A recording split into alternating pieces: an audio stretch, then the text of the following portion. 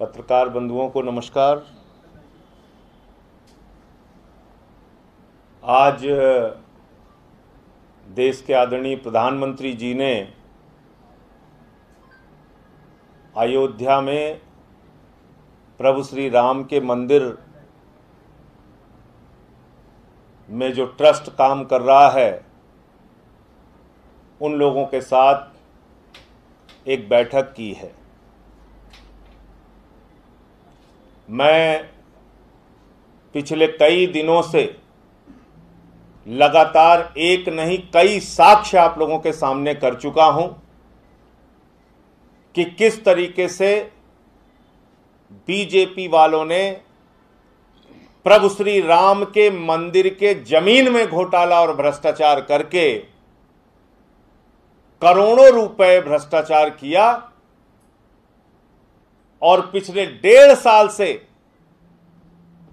अगर प्रभु श्री राम का मंदिर अयोध्या में नहीं बन पा रहा है, अगर श्री राम मंदिर का काम रुका हुआ है, तो उसके लिए कोई और नहीं बीजेपी वाले जिम्मेदार हैं। उनकी चंदा चोरी जिम्मेदार है। उनकी नियत प्रभु श्री राम का मंदिर बनाने में नहीं बल्कि चंदा चोरी में है। उनकी आस्था प्रभु श्री राम में नहीं है, प्रॉपर्टी डीलर्स में है। और जो जानकारी मिली है इसका पैसा ऊपर तक जा रहा है। तो मैं पूछना चाहता हूं प्रधानमंत्री जी से, 10-12 दिन हो गए इस घोटाले का खुलासा करते करते और एक नहीं अनेक साक्ष्य आ चुके। मीडिया ने भी जारी किया, हम लोगों ने भी जारी किया। जब आप इनसे मीटिंग कर रहे हैं तो क्या आपने इनसे सवाल किया कि 1.5 साल में प्रभु श्री राम के मंदिर का नींव तक अभी तक क्यों नहीं भर पाए? ऊपर तक अगर करोड़ों रुपए के भ्रष्टाचार का हिस्सा जा रहा है तो किसको किसको जा रहा है? कितने बीजेपी वाले इसमें शामिल हैं? कितने ट्रस्ट वाले इसमें शामिल हैं? ट्रस्ट वालों की मिली भगत से बीजेपी वालों ने इतनी चंदा चोरी की कि श्री राम के मंदिर का निर्माण पूरी तरीके से रुक गया है। दिन रात इनका दिमाग जमीन के नाम पे चंदा चोरी करने में लगा हुआ है। यह देश के करोड़ों हिंदुओं की आस्था को चोट पहुंचाने का और गहरा आघात पहुंचाने का काम भारतीय जनता पार्टी और ट्रस्ट के लोगों ने किया है, बीजेपी वालों ने किया है। और आज प्रधानमंत्री जी को जवाब देना चाहिए। प्रधानमंत्री जी को इन लोगों से पूछना चाहिए कि ये घोटाला किया तो क्यों किया? राम जी का मंदिर नहीं बन पा रहा है तो क्यों नहीं बन पा रहा है? ऊपर तक हिस्सा जा रहा है तो कहां कहां तक जा रहा है? कौन कौन इसमें शामिल है?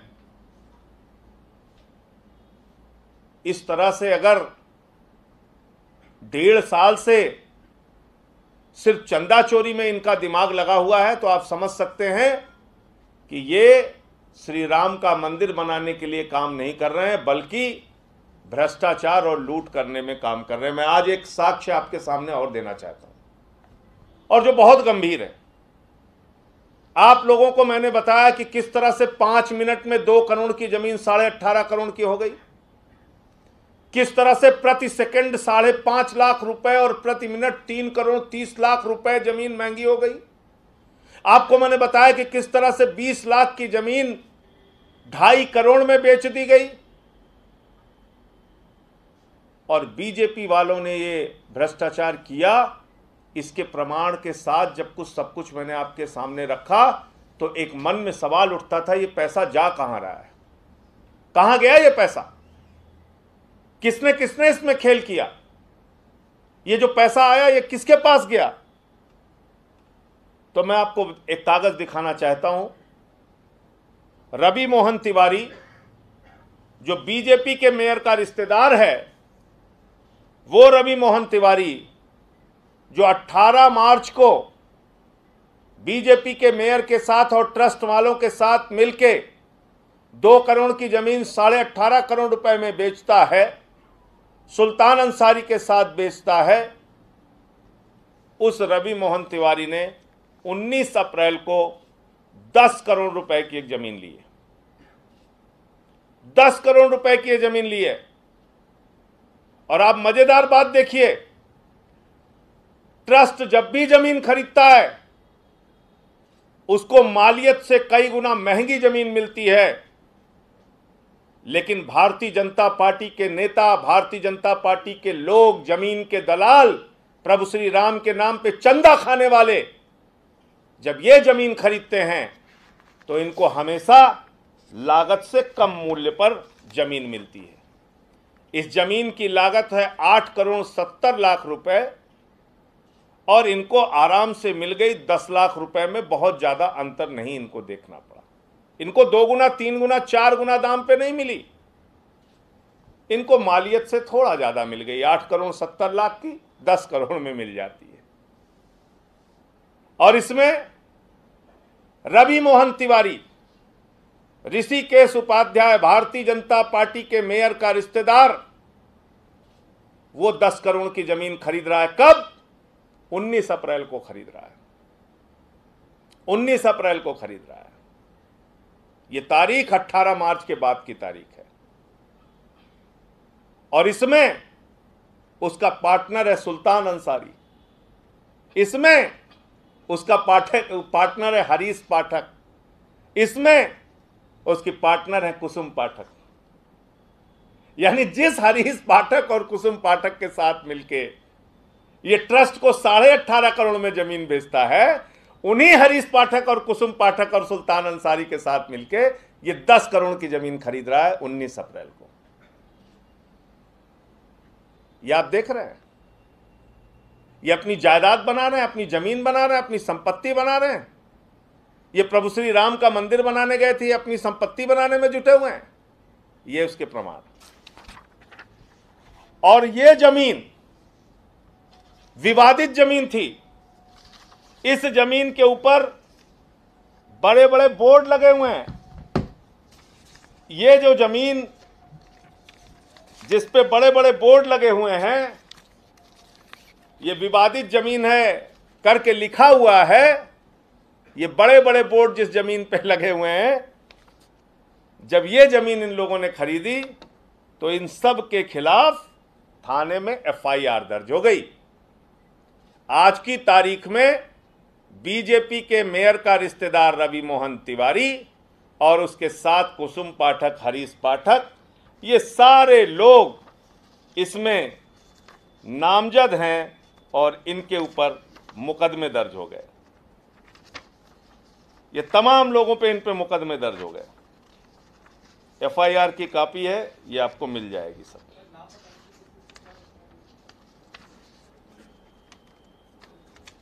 मैं एक एक करके अभी आपको ये पूरा कागज दे देता हूं, इसको देख लीजिएगा।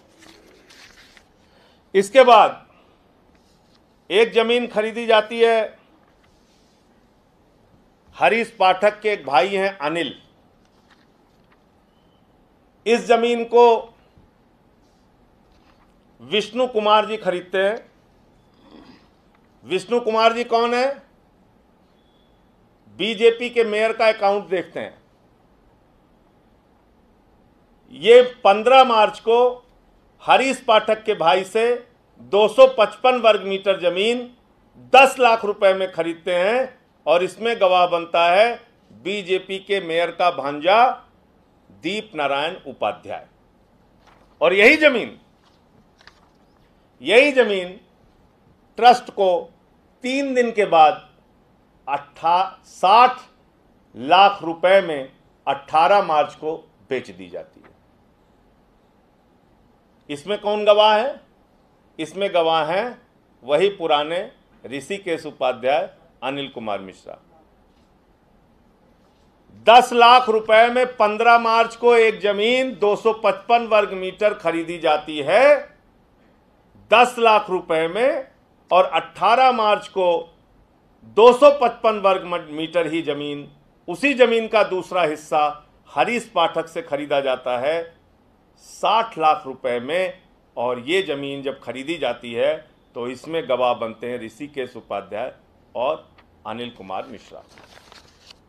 तो मेरा कहना यह है कि जब आपको यह भी पता चल गया कि जो कमाई वहां से हुई, उस कमाई को कैसे हरीश पाठक और कुसुम पाठक ने मिलकर सुल्तान अंसारी और रवि मोहन तिवारी के साथ संपत्ति बना ली 10 करोड़ की, इतनी सारी जानकारियां आपको मिल गई। क्या इस देश में सारी जांच एजेंसियां मर चुकी हैं? क्या इस देश की सारी जांच एजेंसियां खत्म हो चुकी हैं, कहीं उनका कोई रोल नहीं है? क्या इस देश के प्रधानमंत्री की संवेदनाएं पूरी तरीके से समाप्त हो चुकी हैं? प्रभु श्री राम के मंदिर के नाम पे करोड़ों करोड़ करोड़ों करोड़ का घोटाला बीजेपी वाले कर रहे हैं ट्रस्ट के साथ मिलकर, और अभी तक इस पर कहीं कोई कार्रवाई नहीं हो रही है। और इसीलिए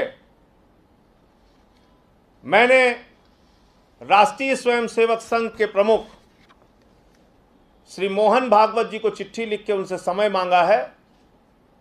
मैं उनको ये सारे कागजात बीजेपी नेताओं के भ्रष्टाचार से संबंधित, जमीन घोटाले से संबंधित और ट्रस्ट के लोगों के घोटाले और भ्रष्टाचार से संबंधित देना चाहता हूं। आरएसएस के प्रमुख जो अपने आप को हिंदूवादी संगठन होने का दावा करते हैं, वो इसका संज्ञान लें और इस पर अपनी ओर से उनका क्या पक्ष है वो देश के सामने उनको सार्वजनिक करना चाहिए। ऐसे करोड़ों राम भक्तों को ठगा नहीं जा सकता, ऐसे उनकी आस्था को चोट नहीं पहुंचाई जा सकती। तो इसलिए आज ये एक बड़ा कागज इस मामले में और सामने आया था, तो मैंने समझा कि आप लोगों को इसकी जानकारी दे दी जाए, और ये सब मैंने आपके सामने रख दिया है। आपका कोई प्रश्न हो तो आप पूछ सकते हैं। ये पत्र आज ही लिखा है मैंने श्री मोहन भागवत जी को, और उनसे समय मांगा है मिलने के लिए। और ये सारे कागजात जो भ्रष्टाचार से संबंधित मेरे पास हैं, 2 करोड़ का 18.5 करोड़ कैसे बनाया जा रहा है, 20 लाख का 2.5 करोड़ कैसे बनाया जा रहा है, कैसे 5-5 मिनट में करोड़ों रुपए की कमाई की जा रही है, वो सारी जानकारी मैं उनको देना चाहता हूं। और इसमें कौन कौन से बीजेपी के नेता और कौन कौन से ट्रस्ट के लोग शामिल हैं उसकी जानकारी देना चाहता हूं। ट्रस्ट की मुंबई में गोपनीय मीटिंग हो रही है, ट्रस्ट की प्रधानमंत्री जी के साथ मीटिंग हो रही है। देश के जनता को कुछ पता नहीं है, क्या कर रहे हैं क्या नहीं कर रहे हैं, किसी को कुछ मालूम नहीं।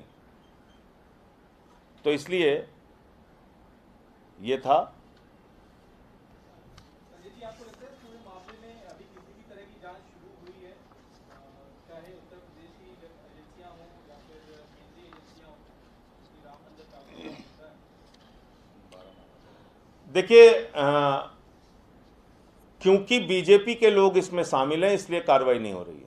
मेरा सीधा आरोप है ये भ्रष्टाचार, प्रभु श्री राम के नाम पे चंदा चोरी भारतीय जनता पार्टी से जुड़ा हुआ मसला है, इसलिए कोई कार्रवाई नहीं हो रही। वरना इतने खुलासे के बाद, इतना सच सामने रखने के बाद, देश की कोई गई गुजरी सरकार भी होती, बिल्कुल नाकारा सरकार भी होती, वो भी कार्रवाई करती। इसका मतलब साफ है कि इनको प्रभु श्री राम में आस्था नहीं है, इनको चंदा चोरों में और प्रॉपर्टी डीलर्स में आस्था है। आप मांग करेंगे कि इसकी जांच हो या सीबीआई जांच हो? हम तो पहले दिन से मांग कर रहे हैं।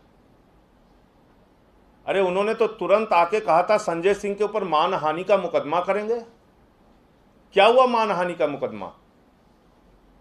मैंने तो यहां तक कहा था योगी जी से कि आप जो मानहानि का मुकदमा मेरे ऊपर हो उसकी फास्ट ट्रैक में सुनवाई कीजिए आप। तो जांच की मांग तो पहले दिन से मैं कर रहा हूं, लेकिन जिनको जांच करना है उनके ही लोग शामिल हैं, तो कैसे वो जांच कराएंगे? जब चोर ही मुंसिफ बना हुआ है तो कार्रवाई कौन करेगा? मुश्किल ये है। Thank you. हाँ,